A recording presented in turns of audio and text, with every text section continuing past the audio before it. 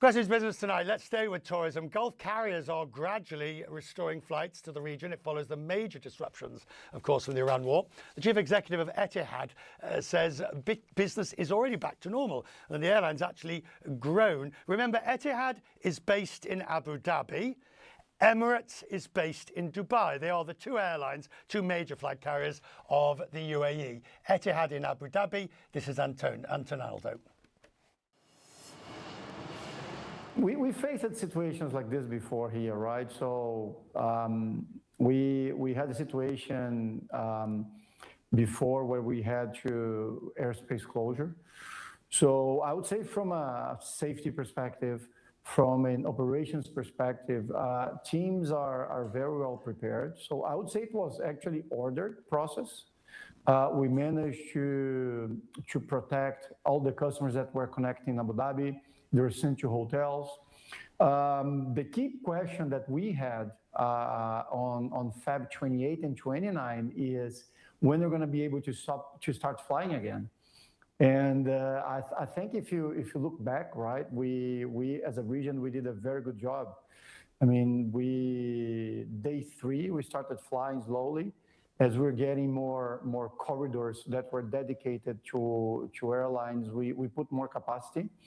And things are, I can say things are back to normal for us.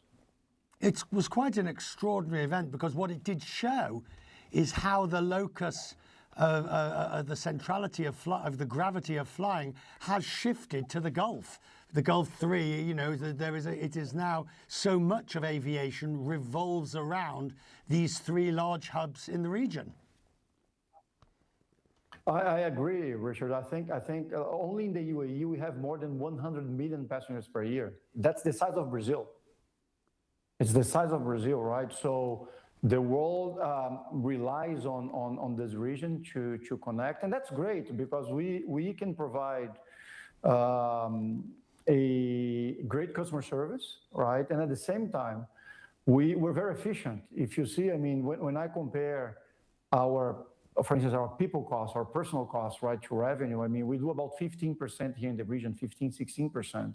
I mean, this is 10 points less than the average European carrier, right? So efficiency helps a lot, bringing prices lower and providing customers with a great customer service.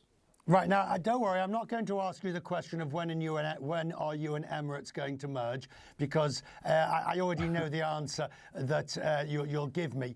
But has this crisis brought the 2 flag carriers of the UAE into closer cooperation? So although you are still separate airlines with separate identities, you do recognize there are synergies, greater synergies to be had. I would say that the answer is absolutely yes, right? I mean, this crisis brought not only Emirates, Etihad, but also Fly Dubai and Air Arabia, which are very large airlines as well in the UAE, closer together, because every single day our operations teams are working together to make sure that we're flying safe, right? That the airspace management was done in a proper way. And I can tell you, because of that, I sleep very well in the region. So really happy to see the collaboration on the operation side. When you took over Etihad, it was a basket case. That's my words, not yours. How far do you think the restructuring now is it complete? Have you? I mean, you've certainly got the airline back by some measures of profitability. Let's not go down that road. But are you now satisfied that the recovery is essentially there from the mess that existed before? We had the best January and February ever. We were on a good track to make about 10% net income this year. And that's a very important threshold in the industry. So I would say that the strategy that we have implemented and our execution capability is proved, right? What we have in our hands today is good, but we want to be even better, right? In Etihad, we say that we're never satisfied. We always want to do more. So the airline today has about 125 planes. About 3 years ago, we had only 70 planes. We're doing 10 million passengers. Now we're doing about 25 million passengers per year if you adjust for the war, right? And next year is going to be 28, and we're going to be 50 million passengers per year very soon. So to get to that level, we need to keep investing.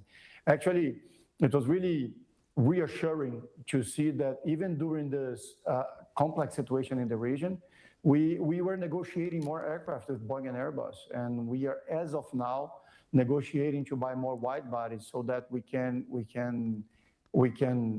deliver what we want to deliver, which is an airline that is even bigger than what we have today.